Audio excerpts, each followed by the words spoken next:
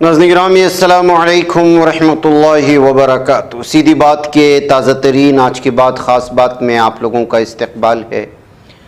ناظرین گرامی، میں انصار عزیز ندوی اس وقت آپ لوگوں کے سامنے کچھ دن بھر سے آئی ہوئی کچھ اہم ترین خبروں کی تفصیلات لے کر حاضر ہوا۔ تفصیلات میں جانے سے پہلے آپ لوگوں کو اطلاع کر دوں کہ آج کے دونوں پرائم ٹائم شائع ہو چکے ہیں، جس میں اہم ترین خبروں پر تبصرہ ہوا ہے۔ جن احباب نے نہیں دیکھا جائیں دیکھیں، دوسروں تو پھیلانے کی کوشش کریں، لنک کو شیئر کریں۔ ادارے کی مضبوطی ناظرین گرامی آپ لوگوں کی مضبوطی ہے۔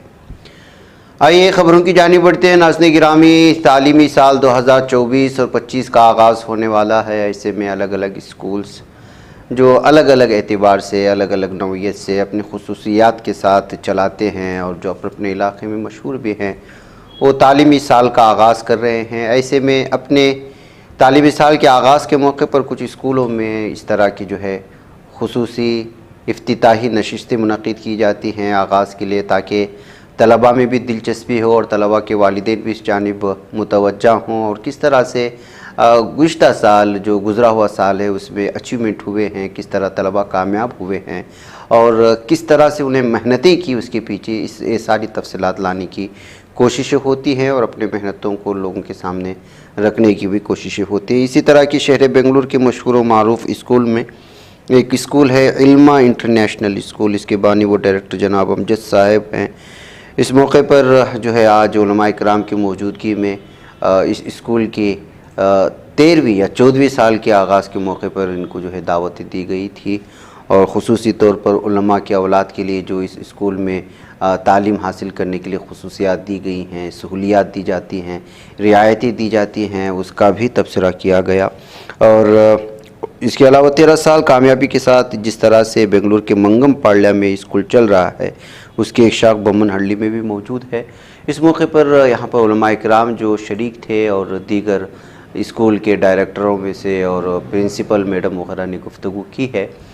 ہمارے جو دوسرا چینل ہے اس میں ان کے تمام بیانات سنے جائیں گے، آپ اس کو دیکھ لیں۔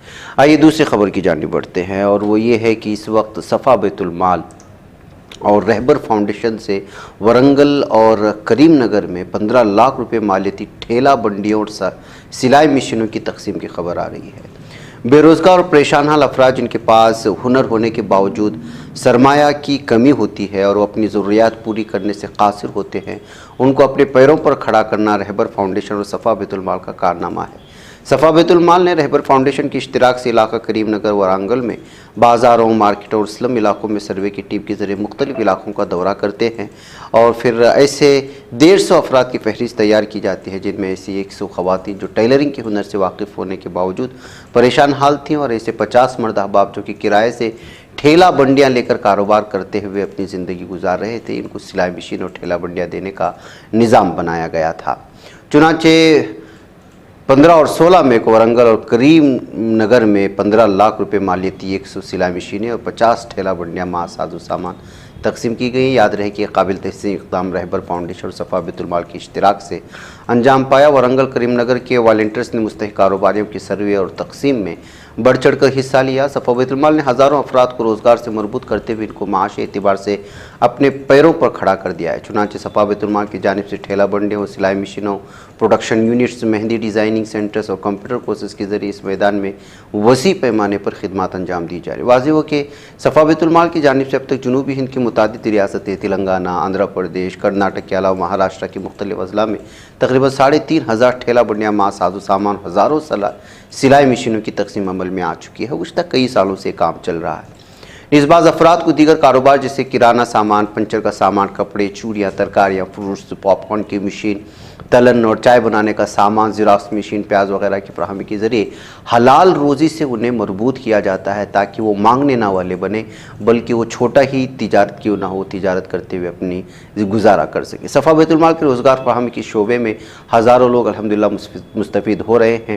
مولانا غیاث احمد رشادی صدر صفا بیت المال نے کہا کہ صفا بیت المال سال بھر مختلف شعبوں میں اپنی نمایاں خدمات کے ذریعے قوم و ملت کی فلاحی، رفاہی، تعلیمی، سماجی، موسمی اور ہنگامی امداد کرتا ہے، جس کا صحرا ملت کی ان صاحب ثروت ملت کا درد رکھنے والے افراد کو جاتا ہے جو لوگوں کی معیشت کو مضبوط کرنے کا جذبہ اپنے دلوں میں رکھتے ہیں۔ صفا بیت المال شاخ ورنگل اور شاخ کریم نگر کے ذمہ داران نے اس پروجیکٹ کی تکمیل میں عملاً حصہ لیا۔ مولانا حافظ مبشر خان، محمد مسلم انصاری، خواجہ پاشا، محمد عمران، محمد عبد الوحید، دانش عبد المجید اور محمد احتشام نے اس تقسیم کے وقت موجود رہے ہیں۔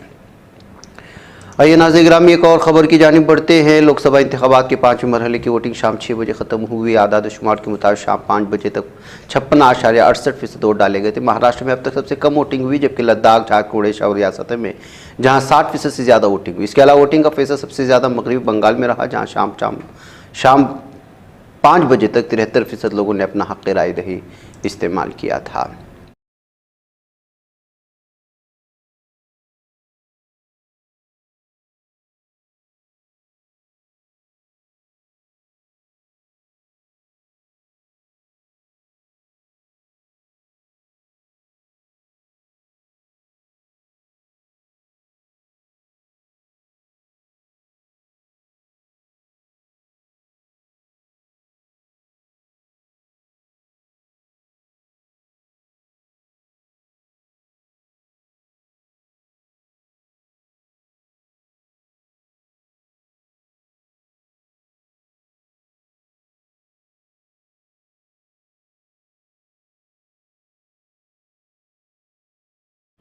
ادھر عام آدمی پارٹی کی سینئر لیڈر راجیہ سبھا رکن سنجے سنگھ نے بی جے پی پر سنگین الزام عائد کرتے ہوئے کہا ہے کہ بی جے پی کیجریوال پر قاتلانہ حملے کروانے کی سازش کر رہی ہے۔ ان کا کہنا ہے کہ کیجریوال کے جیل سے باہر آنے سے بی جے پی بوکھلائی ہوئی ہے۔ اب یہ لوگ کیجریوال پر قاتلانہ حملہ کرنے کی سازش کر رہے ہیں۔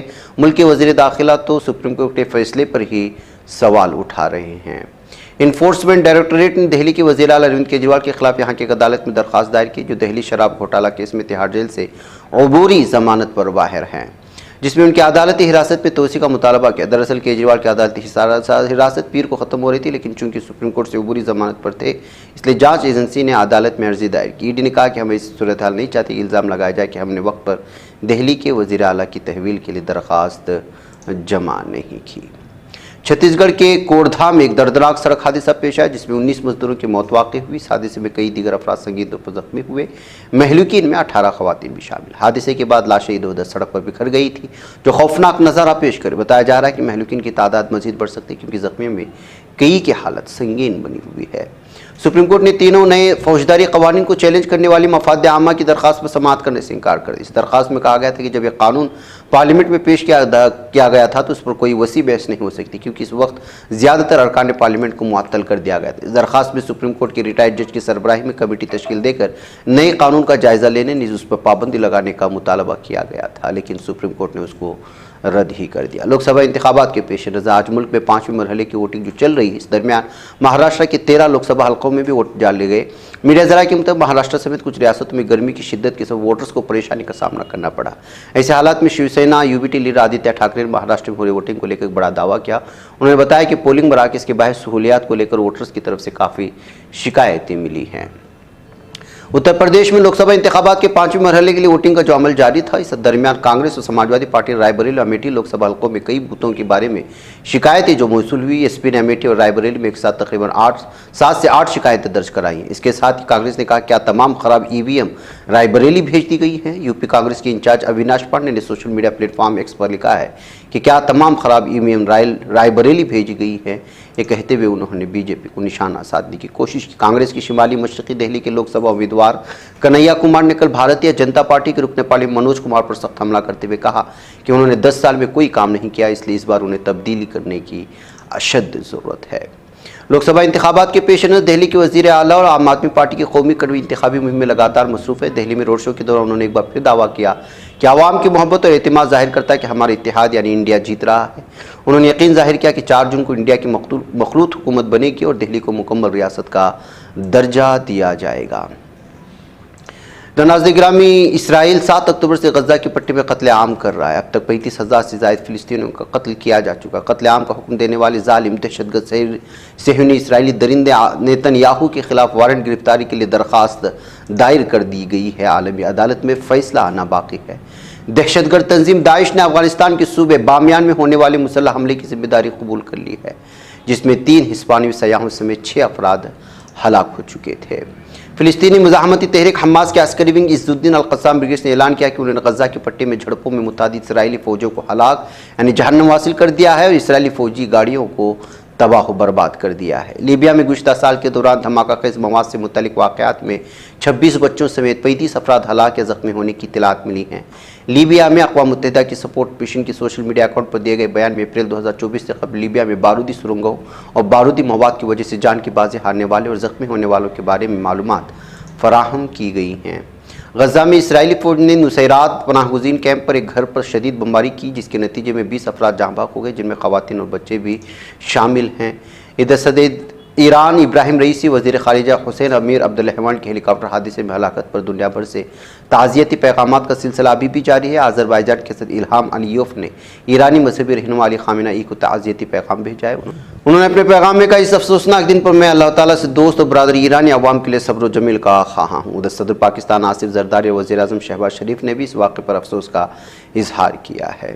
یورپی یونین کی صدر چارلس مشل نے اپنے پیغام میں کہا کہ یورپی یونین ہیلی کاپٹر کے حادثے میں صدر رئیس وزیر خارجہ عبدالرحمن کے ساتھ ساتھ وفد کے دیگر ارکان و عملے کے ارکان کی موت پر دلی تعزیت کا اظہار کر دیا۔ لبنانی وزیر اعظم نجیب میقاتی نے بھی تعزیت کی تو روسی صدر ولادیمیر پوتن نے بھی اور صدر ازبکستان اور صدر قزاقستان نے بھی ایران کو تعزیتی پیغامات بھیجے ہیں۔ ہندوستانی وزیر اعظم نریندر مودی نے بھی ٹویٹر پر اپنے پوسٹ میں لکھا ہے کہ ہندوستان اور ایران کے درمیان تعلقات کو مضبوط بنانے میں رئیسی کی خدمات کو ہمیشہ یاد رکھا جائے گا۔